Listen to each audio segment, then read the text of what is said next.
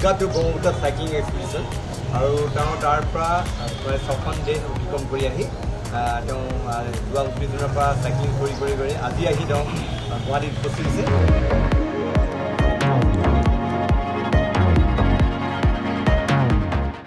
3 মাহৰ পাছত ৰাকেশ পেৰাচাইক্লিষ্ট তেওঁৰ সাইক্লিং সম্পূৰ্ণ কৰি ঘূৰি আহিলে।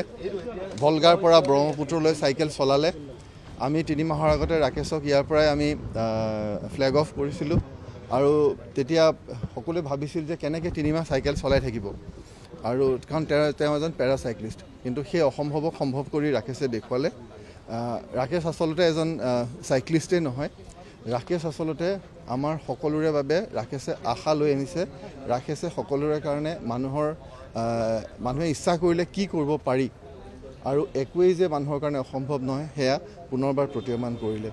ৰাকেশ দৃঢ়তাৰ প্ৰতীক, ৰাকেশ অটুট মনোবলৰ প্ৰতীক, ৰাকেশ অবিচল সংকল্পৰ প্ৰতীক, ৰাকেশ আচলতে সম্ভাৱনাৰ প্ৰতীক।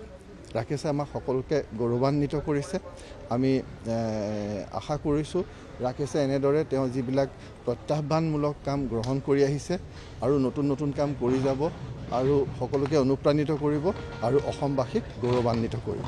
প্ৰথমতে আপোনালোক সবকে মই ধন্যবাদ জনাইছোঁ যে ভলগাৰ পৰা ব্ৰহ্মপুত্ৰ যি মোৰ চাইকেল এক্সপিডিশ্যন আছিল অসম টুৰিজিয়ামক প্ৰমোট কৰাৰ, সেইটো আজি মই ছাকচেছফুলি গুৱাহাটী নেহৰু ষ্টেডিয়ামত শেষ কৰিব পাৰিছোঁ। সেইটোৰ কাৰণে সমগ্ৰ অসমবাসীক মই ধন্যবাদ জনাম ইমান মৰম ভাল পোৱা দিয়াৰ কাৰণে। এই যাত্ৰাটো মোক অফিচিয়েলি ছাপোৰ্ট কৰিছিল আমাৰ honourable chief minister Himanta Biswa Sarma ছাৰে, লগে NRL নুমলীগড় ৰিফাইনাৰী লিমিটেড, তাৰ লগে অসম টুৰিজিয়াম মোক ছাপোৰ্ট কৰিছে, তাৰ লগে আপোনাৰ ৰটাৰী ক্লাব চাউথেও মোক ছাপোৰ্ট কৰিছে আৰু বিভিন্নজনে ছাপোৰ্ট কৰিছে।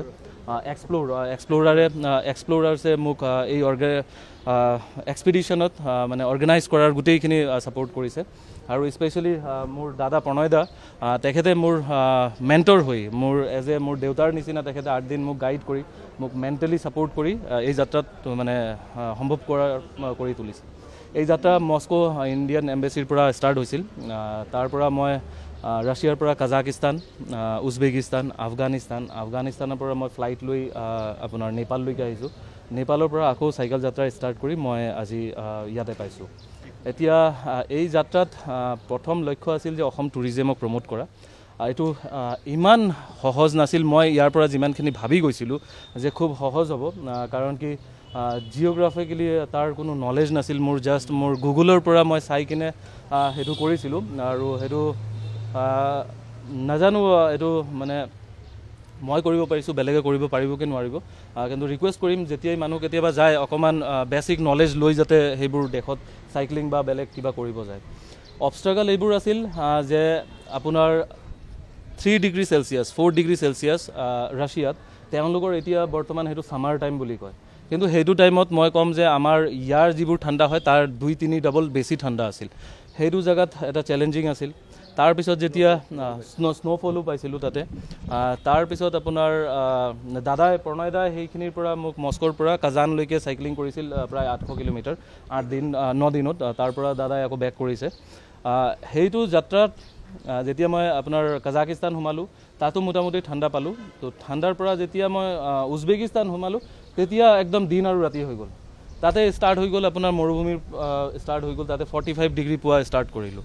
কিন্তু তাৰ গৰমটো এটা কি আছিল যে আমাৰ ইয়াৰ নিচিনা গৰম নহয়। তাতে 45 ডিগ্ৰী চেলচিয়াছ হয়, বহুত বেছি গৰম হয়, কিন্তু তাতে ঘাম নোলায়, স্কিন পুৰি নাযায় আৰু এনেকুৱা বতাহ এটা আছে। সেইটোৰ কাৰণে এটা এডভান্টেজ পাইছোঁ।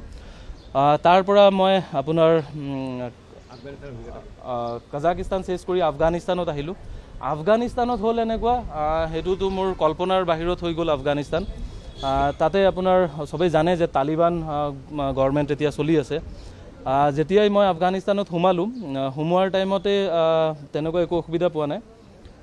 মই তাৰ পৰা মাজাৰে শ্বৰীফ বুলি আপোনাৰ টাউন এখন আছে বৰ্ডাৰৰ পৰা প্ৰায় 130 কিলোমিটাৰ, সেইখিনিলৈকে আহিলোঁ।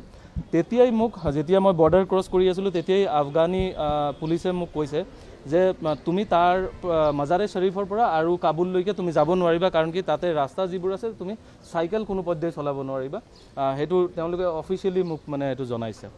তো যেতিয়া মাজাৰে শ্বৰীফ আহিলোঁ চাইকেলিং কৰি সেইটো টাইমত ধৰি লওক 4-5 জেগাত মোক চেকিং কৰিলে তালিবান পুলিচে পাছপোৰ্ট চাই যেতিয়া দেখে ইণ্ডিয়ান হিন্দী কয় হিন্দুস্তান তেতিয়া মানে যাব দিয়া আছে প্ৰব্লেম নাই যেতিয়া মই গাড়ীত উঠিলোঁ মাজাৰে শ্বৰীফৰ পৰা কাবুললৈকে তেতিয়া মোৰ মানে ষ্টাৰ্ট হ'ল গোটেই ৰাতিটো মই গাড়ীত আহিছোঁ জাষ্ট 320 কিলোমিটাৰ হয় কমচে কম 100 বাৰৰ ওপৰত মোক চেকিং কৰিছে আৰু প্ৰত্যেক 20 কিলোমিটাৰ পিছে আপোনাৰ তালিবানৰ চেকিং পোষ্ট আৰু মই বুজাব নোৱাৰিম সিহঁতৰ বন্দুক যিবোৰ আছিল মই জীৱনত দেখা নাই হলিউডৰ ফিল্ম মই চাওঁ অনবৰত তেনেকুৱা বন্দুক মই কেতিয়াও দেখা নাই সেইবোৰ কৰি যেতিয়া মই কাবুলত আহিলোঁ অহাৰ পিছত ইণ্ডিয়ান এম্বেচিত মই যোগাযোগ হৈয়ে আছিল চব তেতিয়া মোক মাতিলে ইণ্ডিয়ান এম্বেচিত মই যেতিয়া ইণ্ডিয়ান এম্বেচিত যাবৰ কাৰণে গৈ আছোঁ তেতিয়া মই গম পালোঁ যে একজেক্টলি কাবুল কি হয় আফগানিস্তান কি হয় কি আছিল টেৰৰিষ্ট মই ক'লোঁ নহয় আপোনাক ভাষাৰে বুজাব নোৱাৰিম ইমানেই চেকিং আমাৰ ইণ্ডিয়ান এম্বেচি পাৰ কৰিবৰ কাৰণে মই তালিবানৰ ছ'লজাৰক লৈ 21 বাৰ মই চেকিং ক্ৰছ কৰি তাতে সোমাব পাৰিছোঁ আৰু তাতে সোমোৱা মানে কি আপোনাৰ মানে মই বুজাব নোৱাৰিম ইমান ডাঙৰ গেট হয় মই জীৱনত তেনেকুৱা গেট দেখা নাই এখন নহয় এনেকুৱা ধৰি লওক 4-5খন গেট আছে কুকুৰৰ চেকিং 3 বাৰ কুকুৰৰ চেকিং পাছ কৰি মই গৈছোঁ তাতে যেতিয়া সোমাইছোঁ তেতিয়া মোৰ প্ৰব্লেম ষ্টাৰ্ট হ'ল যে তাতে প্ৰব্লেম এইটো হৈ আছে কাবুলত স্পেচিয়েলি কাৰণ তালিবান গভৰ্ণমেণ্টক বদনাম কৰিবৰ কাৰণে পাকিস্তানৰ ISI এজেণ্টবোৰে তাতে টুৰিষ্টক এটেক কৰে টুৰিষ্টক যেতিয়া এটেক কৰে তেতিয়া মাৰি পেলায় মানে শ্বুট কৰে বা কিবা কৰে সেইটোত তালিবান যাতে বদনাম হয় সেইটোৰ কাৰণে ইমান চেকিং তালিবানে লগাই ৰাখিছে সেইটোত যেতিয়া মই এম্বেচিত কথা পাতিলোঁ তাতে প্ৰব্লেম এইটো হ'ল মোৰ যে ৰাকেশ তুমি হোটেলৰ পৰা ওলাব নোৱাৰিবা কাৰণ যে তুমি শ্বৰ্টছ পিন্ধা হাফ পেণ্ট পিন্ধা আৰু তুমি প্ৰস্থেটিক লগোৱা সেইটোৰ কাৰণে তোমাৰ বাহিৰত যেতিয়া তুমি ওলাই যোৱা তেতিয়া খুব ইজিলি তুমি মানে ভিজিবলাইজ হৈ যোৱা 100 জনৰ ভিতৰত ভিৰত তুমি মানে হৈ যোৱা সেইটোৰ কাৰণে মোক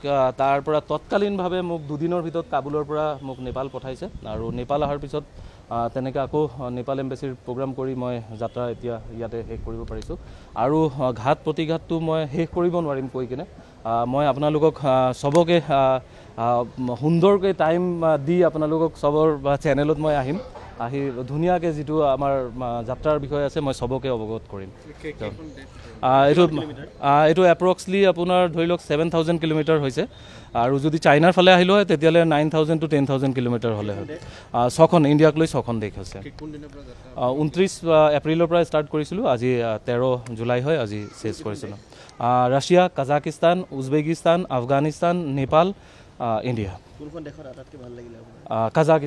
কাজাকিস্তান বহুত ধুনীয়া দেশ হয় মই সবকে ৰিকুৱেষ্ট কৰিম যদি পাৰে তেতিয়াহ'লে কাজাকিস্তান এবাৰ ভিজিট কৰিব যেনেকুৱা তেওঁলোককো কৈছোঁ মোৰ অসমবাসীকো মই ক'ম যে কাজাকিস্তান ঘূৰাৰ জেগা হয় সঁচাকৈ কম পইচাত আপুনি বিচৰা বাতৰি পাব কেৱল নিউজ 18 এপত নিউজ 18 এপ ডাউনলোড কৰিবলৈ স্কেন কৰক এই QR কোড গুগল প্লে ষ্টৰতো পাব এই নিউজ 18 এপ